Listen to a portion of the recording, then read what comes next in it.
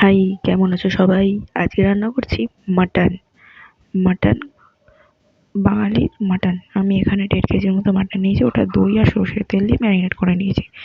নিয়ে নিয়েছি বেশ অনেকটা রসুন, নিয়ে নিয়েছি আদা, কাঁচা লঙ্কা, সাথে নিয়েছিলাম 4টে পেঁয়াজ। পেঁয়াজটা এখানে দেখাতে পারিনি। নিয়ে নিয়েছি আলুর মতো, মাংসের মতো আলু ডুমো ডুমো করে কাটা, সেটা সর্ষের তেলে ভাজা। আলুটা ভেজে তুলে নিয়ে সেই সর্ষের তেলে দিয়ে দেবো 1 চামচ চিনি। তারপরে দিয়ে দেবো গোটা লঙ্কা আর তেজপাতা একটুখানি ফাটছিল, তো চিনিটা ক্যারামেলাইজ হয়ে গেলে দিয়ে দেবো গোটা গরম মশলা।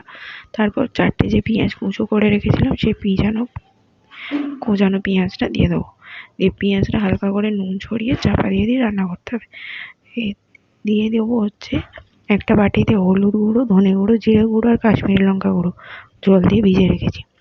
তারপরে ওই তেলের মধ্যেই দিয়ে দেবো হচ্ছে আদা রসুন বাটা, পেঁয়াজ বাটা, পেঁপে বাটা আর ওই মশলাটা দিয়ে মাটনটা ভালো করে কষাতে হবে।